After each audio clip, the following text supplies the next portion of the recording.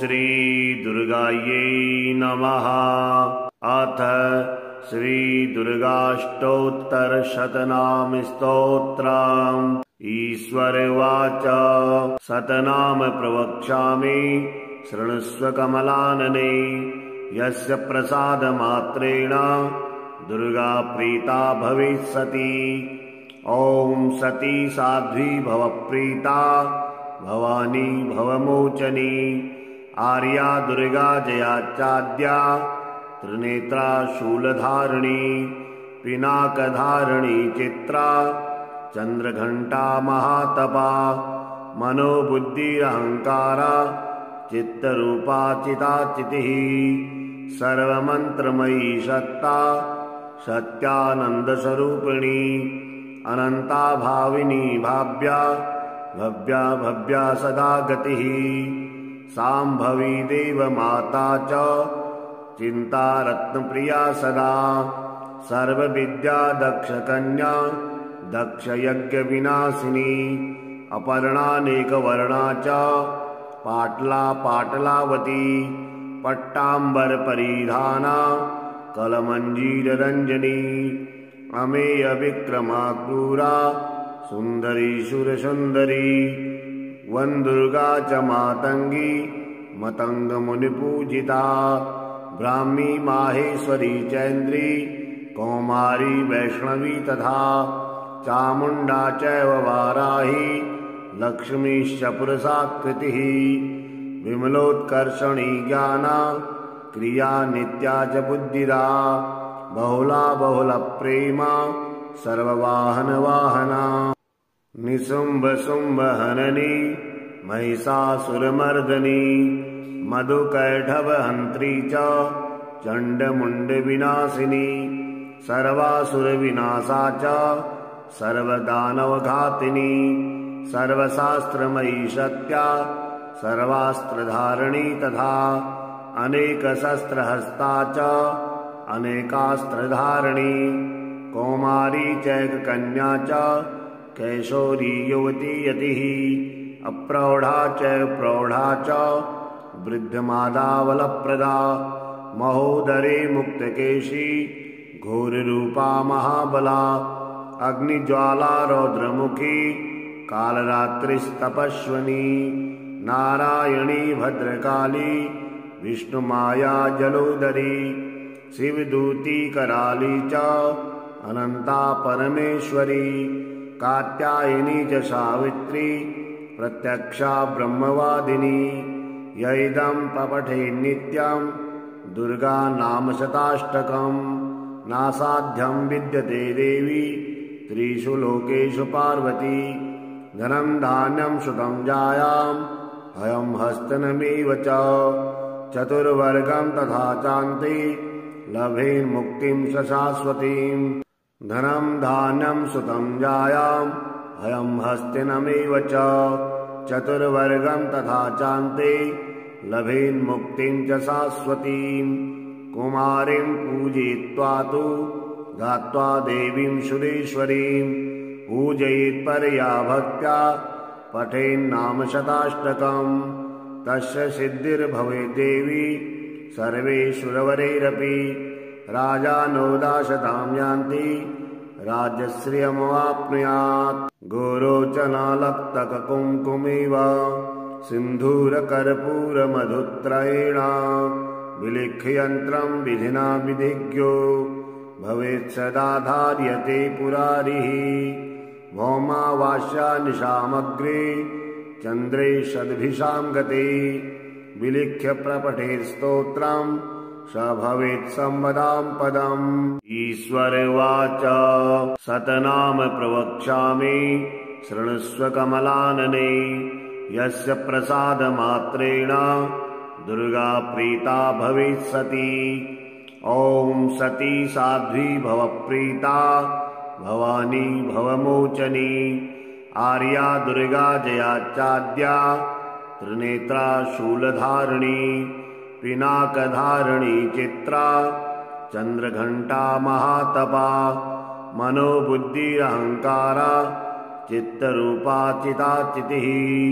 सर्वमन्त्रमयी सत्ता सत्यानन्दस्वरूपिणी अनन्ता भाविनी भाव्या भव्या भव्या सदा गतिः साम्भवी देवमाता च चिन्तारत्नप्रिया सदा सर्वविद्या दक्षकन्या दक्षयज्ञविनाशिनी अपर्णानेकवर्णा च पाटला पाटलावती पट्टाम्बरपरिधाना कलमञ्जीररञ्जनी अमेयविक्रमा क्रूरा सुन्दरी सुरसुन्दरी वन्दुर्गा च मातङ्गी मतङ्गमुनिपूजिता ब्राह्मी माहेश्वरी चैन्द्री कौमारी वैष्णवी तथा चामुण्डा चैव वाराही लक्ष्मीश्च पुरुषाकृतिः विमलोत्कर्षणी ज्ञाना क्रिया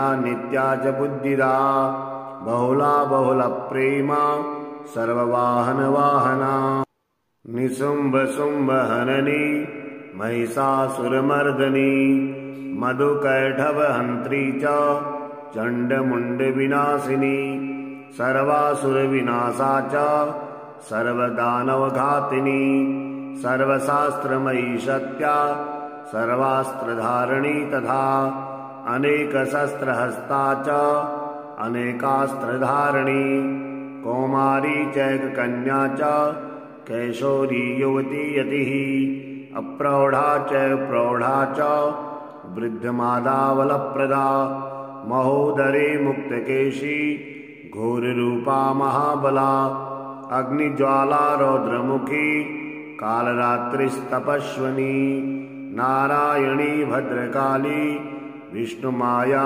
जलोदरी शिवदूती कराली च अनन्ता परमेश्वरी कात्यायनी च सावित्री प्रत्यक्षा ब्रह्मवादिनी य इदं पठे नित्यं दुर्गा नाम शताष्टकम् नासाध्यं विद्यते देवी त्रिषु लोकेषु पार्वती धनं धान्यं सुतं जायाम् अयं हस्तनमेव च चतुर्वर्गं तथा चान्ते लभेन्मुक्तिं शाश्वतीम् धनं धान्यं सुतं जायाम् अयं हस्तिनमेव च चतुर्वर्गं तथा चान्ते लभेन्मुक्तिं च शाश्वतीम् कुमारीं पूजयित्वा तु धात्वा देवीं सुरेश्वरीं पूजयेत्परया भक्त्या पठेन्नाम शताष्टकम् तस्य सिद्धिर्भवेत् देवी सर्वेषुरवरैरपि राजानो दाशतां यान्ति राज्यश्रियमवाप्नुयात् गोरोचनालक्तककुङ्कुमेव सिन्धूरकर्पूरमधुत्रयेण विलिख्ययन्त्रं विधिना विधिज्ञो भवेत् सदा धार्यते पुरारिः भौमावास्या निशामग्रे चन्द्रे षद्भिषां गते विलिख्य प्रपठेत् स्तोत्रम् स भवेत् संवदां पदम् ईश्वरवाच शतनाम प्रवक्ष्यामि शृणुष्व कमलानने यस्य प्रसादमात्रेण दुर्गा प्रीता भवेत् सती ॐ सती साध्वी भवप्रीता भवानी भवमोचनी आर्या दुर्गा जयाचाद्या त्रिनेत्रा शूलधारिणी पिनाकधारिणी चित्रा चन्द्रघण्टा महातपा मनोबुद्धिरहङ्कारा चित्तरूपा चिताचितिः सर्वमन्त्रमयी सत्ता सत्यानन्दस्वरूपिणी अनन्ता भाविनी भाव्या भव्या भव्या सदा गतिः साम्भवी देवमाता च चिन्तारत्नप्रिया सदा सर्वविद्या दक्षकन्या दक्षयज्ञविनाशिनी अपर्णानेकवर्णा च पाटला पाटलावती पट्टाम्बरपरिधाना कलमञ्जीररञ्जनी अमेयविक्रमा क्रूरा सुन्दरी सुरसुन्दरी वन्दुर्गा च मातङ्गी मतङ्गमुनिपूजिता ब्राह्मी माहेश्वरी चैन्द्री कौमारी वैष्णवी तथा चामुण्डा चैव वाराही लक्ष्मीश्च पुरुषाकृतिः विमलोत्कर्षणी ज्ञाना क्रिया नित्या च बुद्धिदा बहुला बहुलप्रेमा सर्ववाहनवाहना निशुम्भशुम्भहननी महिषासुरमर्दनी मधुकैटभहन्त्री च चण्डमुण्डविनाशिनी सर्वासुरविनाशा च सर्वदानवघातिनी सर्वशास्त्रमयी सत्या सर्वास्त्रधारिणी तथा अनेकशस्त्रहस्ता च अनेकास्त्रधारिणी कौमारी चैककन्या च कैशोरी युवती यतिः अप्रौढा च प्रौढा च वृद्धमादावलप्रदा महोदरी मुक्तकेशी घोररूपा महाबला अग्निज्वाला रौद्रमुखी कालरात्रिस्तपस्विनी नारायणी भद्रकाली विष्णुमाया जलोदरी शिवदूती कराली च अनंता परमेश्वरी कात्यायनी च सावित्री प्रत्यक्षा ब्रह्मवादिनी यैदं पपठे नित्यं दुर्गा नाम शताष्टकम् नासाध्यं विद्यते देवी त्रिषु लोकेषु पार्वती धनं धान्यं सुतं जायाम् अयं हस्तनमेव च चतुर्वर्गं तथा चान्ते लभेन्मुक्तिं शाश्वतीम् धनं धान्यं सुतं जायाम् अयं हस्तिनमेव च चतुर्वर्गं तथा चान्ते लभेन्मुक्तिं च शाश्वतीम् कुमारीं पूजयित्वा तु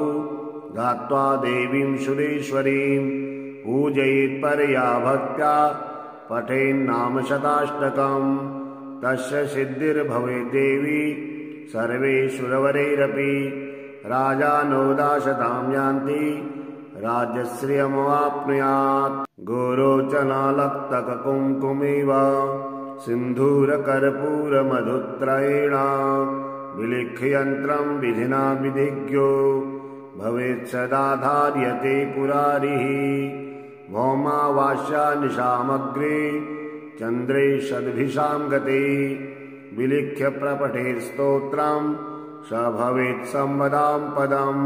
ईश्वरवाच शतनाम प्रवक्ष्यामि शृणुष्व कमलानने यस्य प्रसादमात्रेण दुर्गा प्रीता भवेत् सती ॐ सती साध्वी भवप्रीता भवानी भवमोचनी आर्या दुर्गा जयाचाद्या त्रिनेत्रा शूलधारिणी पिनाकधारिणी चित्रा चन्द्रघण्टा महातपा मनोबुद्धिरहङ्कारा चित्तरूपा चिताचितिः सर्वमन्त्रमयी सत्ता सत्यानन्दस्वरूपिणी अनन्ता भाविनी भाव्या भव्या भव्या सदा गतिः साम्भवी देवमाता च चिन्ता रत्नप्रिया सदा सर्वविद्या दक्षकन्या दक्षयज्ञविनाशिनी अपर्णानेकवर्णा च पाटला पाटलावती पट्टाम्बरपरिधाना कलमञ्जीररञ्जनी अमेयविक्रमा क्रूरा सुन्दरी सुरसुन्दरी वन्दुर्गा च मातङ्गी मतङ्गमुनिपूजिता ब्राह्मी माहेश्वरी चैन्द्री कौमारी वैष्णवी तथा चामुण्डा चैव वाराही लक्ष्मीश्च पुरुषाकृतिः विमलोत्कर्षणी ज्ञाना क्रिया नित्या च बुद्धिदा बहुला बहुलप्रेमा सर्ववाहनवाहना निशुम्भशुम्भहननी महिषासुरमर्दनी मधुकैटभहन्त्री च चण्डमुण्डविनाशिनी सर्वासुरविनाशा च सर्वदानवघातिनी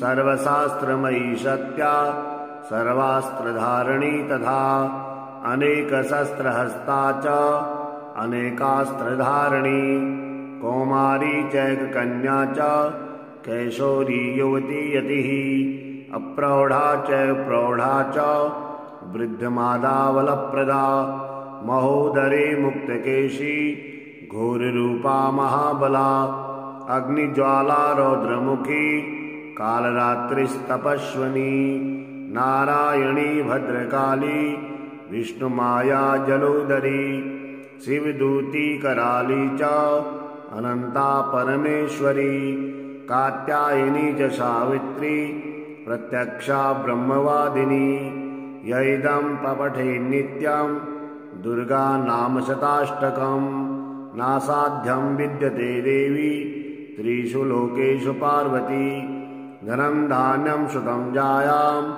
अयं हस्तनमेव च चतुर्वर्गं तथा चान्ते लभेन्मुक्तिं शाश्वतीं धनं धान्यं सुतं जायाम् अयं हस्तिनमेव च चतुर्वर्गं तथा चान्ते लभेन्मुक्तिं च शाश्वतीं कुमारीं पूजयित्वा तु धात्वा देवीं सुरेश्वरीं पूजयेत्परया भक्त्या पठेन्नाम शताष्टकं तस्य सिद्धिर्भवेत् देवी सर्वेषुरवरैरपि राजानो दाशतां यान्ति राज्यश्रियमवाप्नुयात् गोरोचनालक्तककुङ्कुमेव सिन्धूरकर्पूरमधुत्रयेण विलिख्ययन्त्रं विधिना विधिज्ञो भवेत् सदा धार्यते पुरारिः भौमावास्या निशामग्रे चन्द्रे षद्भिषां गते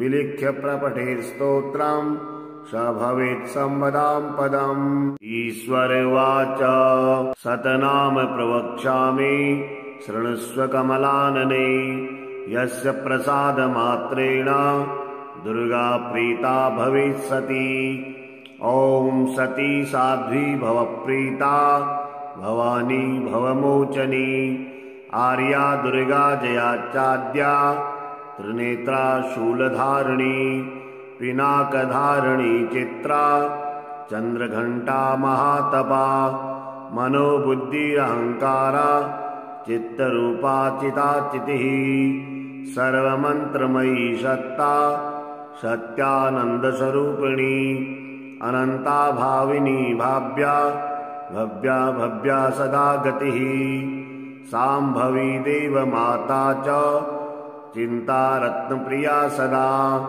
सर्वविद्या दक्षकन्या दक्षयज्ञविनाशिनी अपर्णानेकवर्णा च पाटला पाटलावती पट्टाम्बरपरिधाना कलमञ्जीररञ्जनी अमेय विक्रमा क्रूरा सुन्दरी सुरसुन्दरी वन्दुर्गा च मातङ्गी मतङ्गमुनिपूजिता ब्राह्मी माहेश्वरी चैन्द्री कौमारी वैष्णवी तथा चामुण्डा चैव वाराही लक्ष्मीश्च पुरुषाकृतिः विमलोत्कर्षणी ज्ञाना क्रिया नित्या च बुद्धिदा बहुला बहुलप्रेमा सर्ववाहनवाहना निशुम्भशुम्भहननी महिषासुरमर्दनी मधुकैटभहन्त्री च चण्डमुण्डविनाशिनी सर्वासुरविनाशा च सर्वदानवघातिनी सर्वशास्त्रमयी सत्या सर्वास्त्रधारिणी तथा अनेकशस्त्रहस्ता च अनेकास्त्रधारिणी कौमारी चैककन्या च कैशोरी युवती यतिः अप्रौढा च प्रौढा च वृद्धमादावलप्रदा महोदरे मुक्तकेशी घोररूपा महाबला अग्निज्वाला रौद्रमुखी कालरात्रिस्तपस्विनी नारायणी भद्रकाली विष्णुमाया जलोदरी शिवदूती कराली च अनंता परमेश्वरी कात्यायनी च सावित्री प्रत्यक्षा ब्रह्मवादिनी यैदं पपठे नित्यं दुर्गा नाम शताष्टकं नासाध्यं विद्यते देवी त्रिषु लोकेषु पार्वती धनं धान्यं सुतं जायाम् अयं हस्तनमेव च चतुर्वर्गं तथा चान्ते लभेन्मुक्तिं शाश्वतीम्। धनं धान्यं सुतं जायां भयं हस्तिनमेव च चतुर्वर्गं तथा चान्ते लभेन्मुक्तिं च शाश्वतीम्। कुमारीं पूजयित्वा तु गात्वा देवीं सुरेश्वरीं पूजयेत्परया भक्त्या पठेन्नाम शताष्टकम् तस्य सिद्धिर्भवेत् देवी सर्वेश्वरवरैरपि। राजानो दाशतां यान्ति राज्यश्रियमवाप्नुयात्। गोरोचनालक्तककुङ्कुमेव सिन्धूरकर्पूरमधुत्रयेण विलिख्ययन्त्रं विधिना विधिज्ञो भवेत् सदा धार्यते पुरारिः। भौमावास्या निशामग्रे चन्द्रे षद्भिषां गते विलिख्य प्रपठेत्स्तोत्रं स भवेत् संवदां पदम्। ईश्वर उवाच शतनाम प्रवक्ष्यामि शृणुष्व कमलानने यस्य प्रसादमात्रेण दुर्गा प्रीता भवेत् सती। ॐ सती साध्वी भवप्रीता भवानी भवमोचनी आर्या दुर्गा जया चाद्या त्रिनेत्रा शूलधारिणी पिनाकधारिणी चित्रा चन्द्रघण्टा महातपा मनोबुद्धिरहङ्कारा चित्तरूपा चिताचितिः सर्वमन्त्रमयी सत्ता सत्यानन्दस्वरूपिणी अनन्ता भाविनी भाव्या भव्या भव्या सदा गतिः साम्भवी देवमाता च चिन्ता रत्नप्रिया सदा सर्वविद्या दक्षकन्या दक्षयज्ञविनाशिनी अपर्णानेकवर्णा च पाटला पाटलावती पट्टाम्बरपरिधाना कलमञ्जीररञ्जनी अमेयविक्रमा क्रूरा सुन्दरी सुरसुन्दरी वन्दुर्गा च मातङ्गी मतङ्गमुनिपूजिता ब्राह्मी माहेश्वरी चैन्द्री कौमारी वैष्णवी तथा चामुण्डा चैव वाराही लक्ष्मीश्च पुरुषाकृतिः विमलोत्कर्षणी ज्ञाना क्रिया नित्या च बुद्धिदा बहुला बहुलप्रेमा सर्ववाहनवाहना निशुम्भशुम्भहननी महिषासुरमर्दनी मधुकैटभहन्त्री च चण्डमुण्डविनाशिनी सर्वासुरविनाशा च सर्वदानवघातिनी सर्वशास्त्रमयी सत्या सर्वास्त्रधारिणी तथा अनेकशस्त्रहस्ता च अनेकास्त्रधारिणी कौमारी चैककन्या च कैशोरी युवती यतिः अप्रौढा च प्रौढा च वृद्धमादावलप्रदा महोदरे मुक्तकेशी घोररूपा महाबला अग्निज्वाला रौद्रमुखी कालरात्रिस्तपस्विनी नारायणी भद्रकाली विष्णुमाया जलोदरी शिवदूती कराली च अनन्ता परमेश्वरी कात्यायनी च सावित्री प्रत्यक्षा ब्रह्मवादिनी यैदं पपठे नित्यं दुर्गा नाम शताष्टकम् नासाध्यं विद्यते देवी त्रिषु लोकेषु पार्वती धनं धान्यं सुतं जायां अयं हस्तनमेव च चतुर्वर्गं तथा चान्ते लभेन्मुक्तिं शाश्वतीम् धनं धान्यं सुतं जायां अयं हस्तिनमेव च चतुर्वर्गं तथा चान्ते लभेन्मुक्तिं च शाश्वतीम् कुमारीं पूजयित्वा तु गात्वा देवीं सुरेश्वरीं पूजयेत्परया भक्त्या पठेन्नाम शताष्टकम् तस्य सिद्धिर्भवेत् देवी सर्वेश्वरवरैरपि राजानो दाशतां यान्ति राज्यश्रियमवाप्नुयात् गोरोचनालक्तककुङ्कुमेव सिन्धूरकर्पूरमधुत्रयेण विलिख्ययन्त्रं विधिना विधिज्ञो भवेत् सदा धार्यते पुरारिः भौमावास्या निशामग्रे चन्द्रे षद्भिषां गते विलिख्य प्रपठेत्स्तोत्रम् स भवेत् संवदां पदम्। ईश्वर उवाच सतनाम प्रवक्ष्यामि शृणुष्व कमलानने यस्य प्रसादमात्रेण दुर्गा प्रीता भवेत् सती।